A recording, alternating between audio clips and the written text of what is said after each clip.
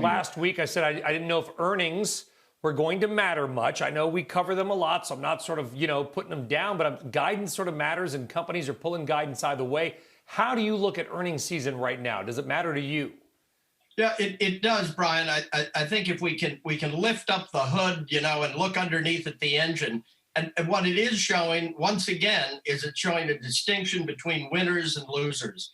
And the winners are those companies that are able to deliver their product, whether it's a service or whether it is an actual, a product via a by a digital process.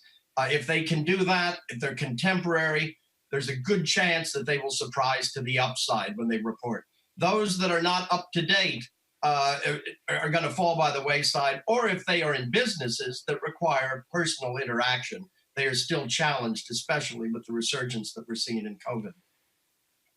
I understand that the race for the White House, the presidency, gets all the attention, as it should. It is the commander-in-chief of the land, and it means a lot.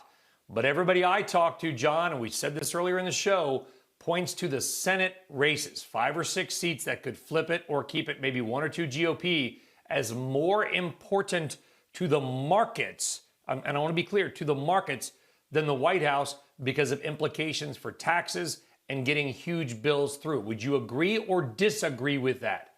Most certainly agree, Brian. In fact, we wrote a few weeks ago that we thought if there is a Democratic sweep that includes the Democrats winning the Senate and winning control of the Senate, we think the market could near term pull back 6 to 10%. I think the market's positive performance so far in October has mostly been expectations that while it looks the polls are saying that Biden is going to win, that the Senate would be retained control would be retained by the Republicans. But when we're looking at it now, I think the market, as we get closer, the market's getting nervous. The battle, the stalemate in Washington does not look good. McConnell does not look good in it. The president's willing to spend more and meet Nancy's demands in many ways. But what we've got to say is the Republican Senate is in question now. And I think that's what's brought about some of the weakness in the markets in the last 24 hours. Quickly, John, with all the uncertainty, are equities higher 1 year from today?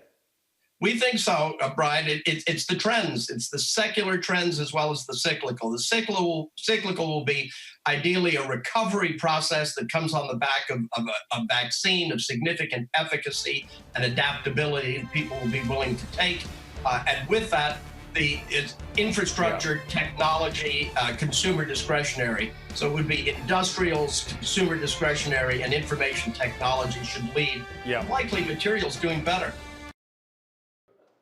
Shepard Smith here. Thanks for watching CNBC on YouTube.